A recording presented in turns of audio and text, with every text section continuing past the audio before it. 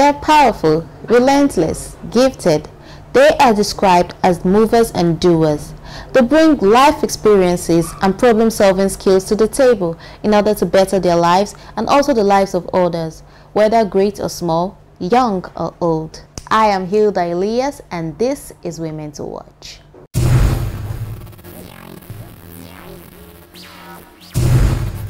Hello and thanks for subscribing to Flip TV. This is Women to Watch, just in case you're joining us, and I'm your host, Hilda Elias. This is a program where we celebrate and encourage women who impact in the society and also impact in the lives of other people. Well, you must be aware of the popular saying that goes, readers are leaders, and we all know that children are the leaders of tomorrow. I have with me on this edition a woman who decided to think out of the box by impacting the lives of children, increasing their reading ability. I am talking about nobody else but Mrs. Funmi Ilori, CEO of I Read Mobile Library. Come with me as we go into her world.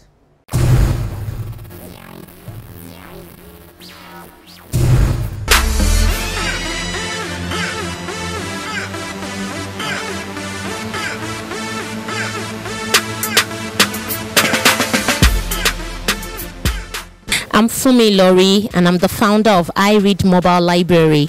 I Read Mobile Library is the first books on wheels for children in Nigeria. I Read Mobile Library goes around to schools and communities where children can select books to read. When we go to the different schools, the children don't only select the books, they also get a review book where they record what they've read, because we're trying to raise authors, raise writers, and raise leaders. Okay, the journey so far. I Read started some few years back in 2013. In 2004, that was when it started. So in 2004, I attended a leadership training where we were asked to write down a big dream that we would not be able to achieve. So I looked at it and said, okay, big dream that I won't be able to achieve. That must really be something big. So I wrote to build the largest library in Africa. And they gave us the assignment to say, in this big dream, what are you going to need? So I wrote down all the different things that I would need by asking people, please, if you want to build the largest library in Africa, what will you need? So they were giving me the answers, and I was putting the answers together, thinking I was going to win an award for doing a good assignment. But on the day I was going to submit the assignment, they told us, you're not submitting, start with what you have. Yeah, so I went home, I put my books in a basket because I had a book, I had many books, I also had many DVDs.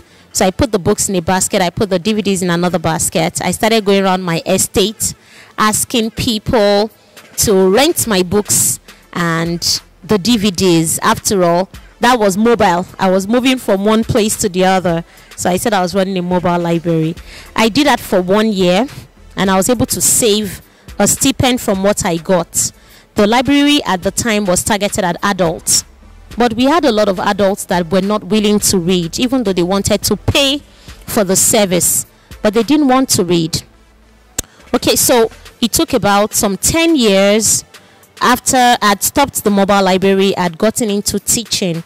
So 10 years down the line, I got a call from my sister saying that the federal government of Nigeria was giving grants to people that had good business ideas. She said, you're so good with children, maybe you should start a school. And I told her, I don't want to start a school. I have a big dream, and my dream is to build the largest library in Africa. She said, what's that? Don't worry, just write it down. So I wrote it. We were 66,000 people that applied for that grant. It was the UWIN grant. 6,000 people were shortlisted. So when I saw my name, I said, what? That means this is a good dream. So I went ahead to do a research, and I found out that mobile libraries really existed. It's just that they were not in baskets. They were in vehicles, in boats, on horses. They were not yet on aeroplanes. So maybe I'll be launching the aeroplane mobile library too. And I went back and wrote another business plan. From that business plan, 1,200 people were selected as finalists, and that was how I got my first funding of 10 million naira. And I was able to buy books, buy a truck and a van, and we stocked it up and started going from school to school.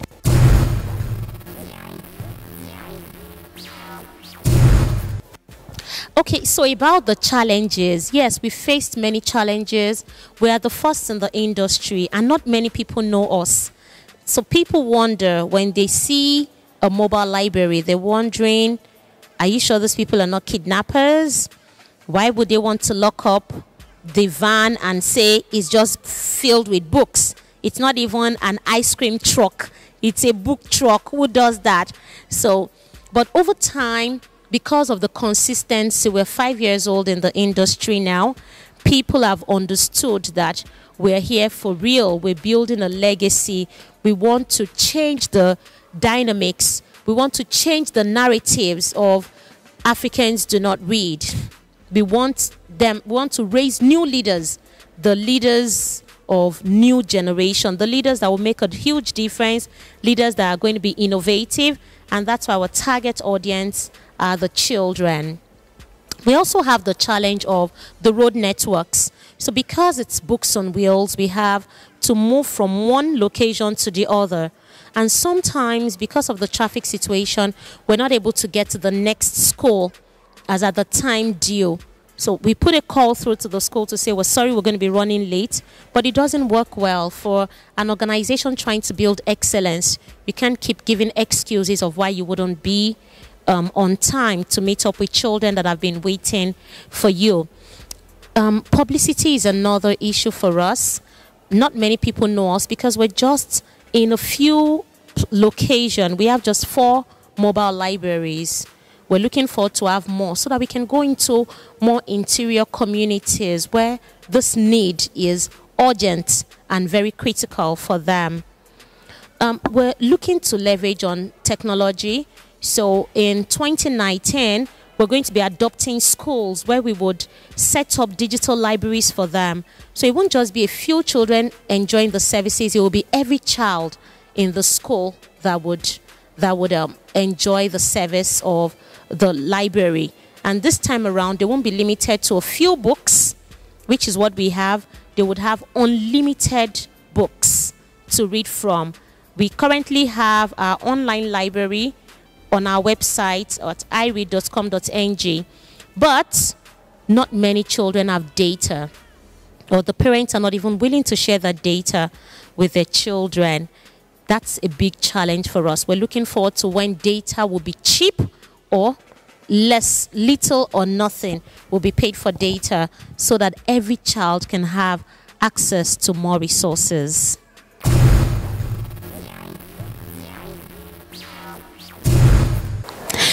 The mobile library has been a source of joy to many children and many families. The children that would ordinarily not read, if you've seen any of them go to the mobile library, when the library comes to their school, the children are excited. They want to read. In fact, they want to impress us by reading and writing, because it's when they do the review, the summary, that's the only way we can prove that they're reading. And every week they get a new book and they write what they have read. They tell us what they liked about the book, what they did not like about the book. They do a summary of the book. They tell us who the author is. They tell us the setting, where the story took place. They even bring out new words from the books, and they look through their dictionary to write the meaning of the new words. These children have been developing new vocabulary. They speak better. They interact better. When it's story time and we have storytelling with the children, the way they're quick to answer questions, it's developing their critical reasoning ability. It's also making them to be more innovative. I look forward to 10, 20 years from now, I'm going to be seeing great leaders. Children, they will no longer be children. I won't be able to say, oh, look at my children. I'll be saying, look at my leaders, because they would have become their own, they would have become authors that other children will be reading their own write-ups. I'm really excited with what iRead is becoming, and I look forward to influencing and affecting more children positively.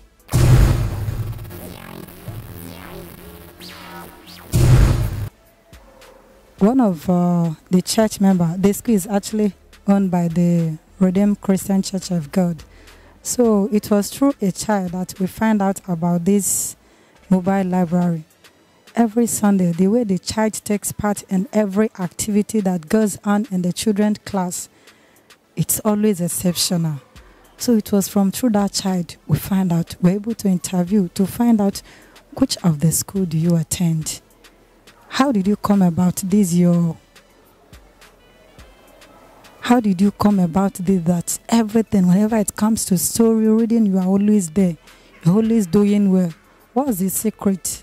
So it was from that child we know about mobile library, and we come through that we were able to know that something like that exists, and we introduced it in our school. So it was actually from a child. Actually, the iRead has been so impactful to the school, to the children especially. The reading culture of the children, it has actually improved it.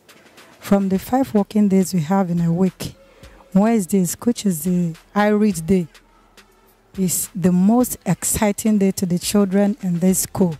It has helped them. It has improved their reading culture. It has improved their speaking, the way they talk and the way they read. If you give these children any story, they will read it, and anything they can comprehend and tell you whatever that comes out of that thing. It has been so impactful. I don't even know how to explain it. It's awesome. It's awesome. I would even advise every school to embrace it. It's very impactful. Well, folks, that's it all on this edition of Women to Watch. As a parent, I hope you will love to encourage your children to cultivate the habit of reading. iRead Mobile Library is available. Until I come your way next time, I remain Hilda Elias. Stay blessed.